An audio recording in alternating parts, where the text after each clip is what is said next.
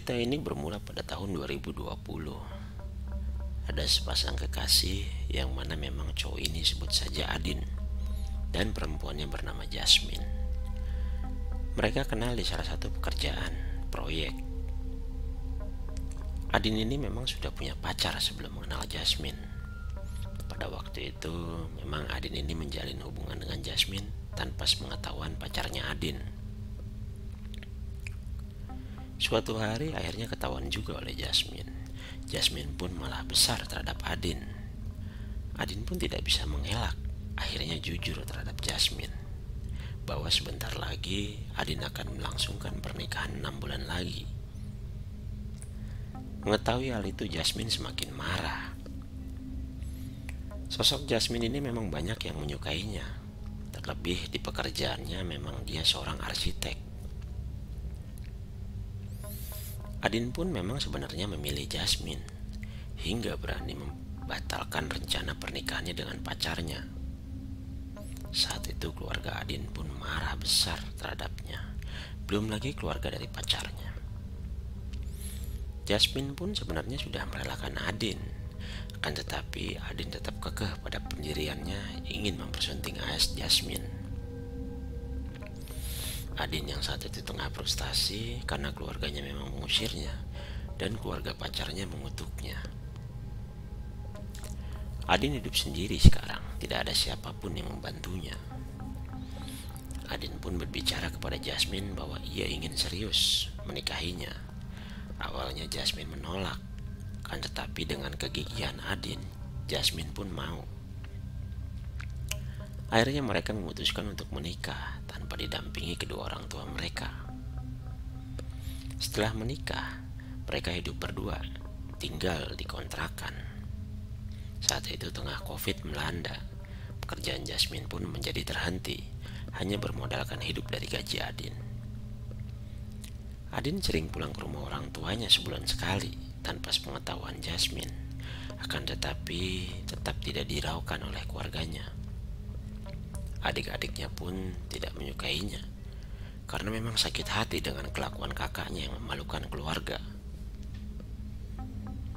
Di saat orang tua dan adiknya sedang makan di meja makan, Adin hanya duduk di sofa depan dan tidak ditawari makan karena Adin sudah dianggap sudah tidak ada lagi di keluarga itu.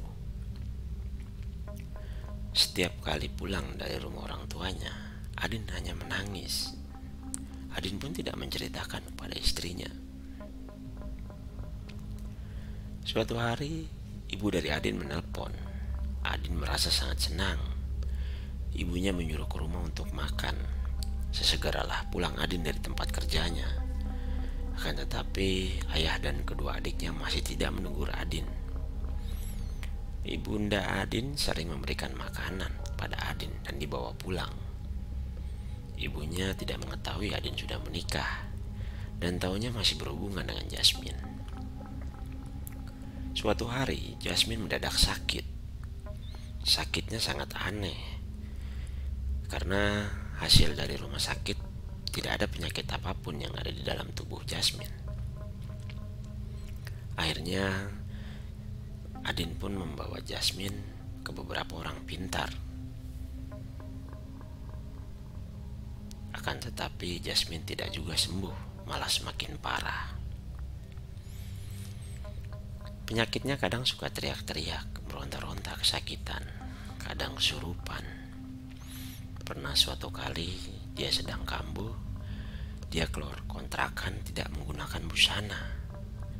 Kadang jika tidur pun kaki Jasmine diikat Adin di kakinya supaya tidak terjadi aneh-aneh. Disitulah Adin merasa sedih, hingga mereka pindah dari tempat tinggal itu dan menyewa apartemen.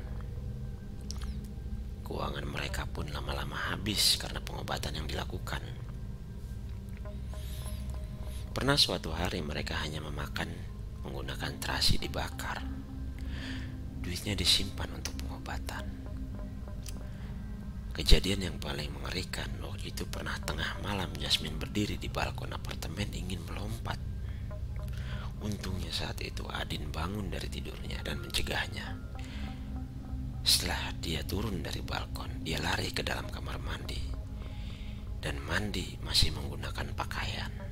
Adin melihatnya menangis karena air yang mengucur dari badan Jasmine keluar belatung-belatung kecil. Setiap Jasmine ingin melaksanakan ibadah sholat, seperti ingat napasnya, seperti banyak makhluk yang berada di sekelilingnya dan tidak pernah selesai pada sholatnya. Pada saat itu, Adin pun sangat hancur melihat istrinya. Belum lagi ditambah keluarganya pun yang belum bisa menerima dia. Setiap malam Adin jarang tidur karena menemani istrinya yang sakit. Sakit istrinya berjalan hingga 1 tahun lebih.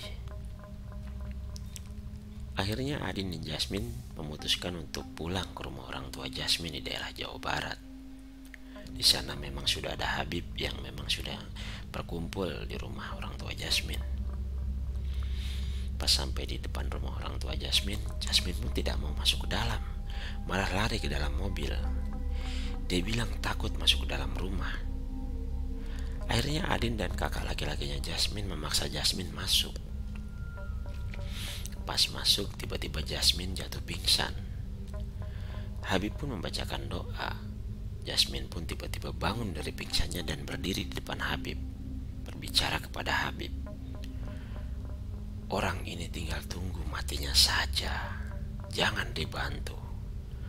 Orang ini sangat wangi, karena memang sukmanya sudah tidak ada di dalam dirinya. Kami bangsa jin sudah bersarang di dalam dirinya karena portalnya sudah tidak ada. Habib pun menanyakan kepada Jasmine, yang mana memang Jasmine sedang kesurupan. Di mana kalian memenjarakan sukmanya? Jin dalam Jasmine pun berbicara, di kuburan, sambil tertawa. Akhirnya Habib pun membacakan doa dan memberinya air minum. Info dari Habib, pengobatannya masih terus berlanjut karena memang ada banyak jin di dalam tubuh Jasmine. Tidak bisa hanya sehari di pengobatannya. Setelah pertama menjalani pengobatan, Jasmine pun mulai membaik. Hingga sekarang pun hidup Adin dan Jasmine sudah normal. Akan tetapi mereka masih mencoba untuk bisa diterima di keluarga Adin. Begitulah ceritanya.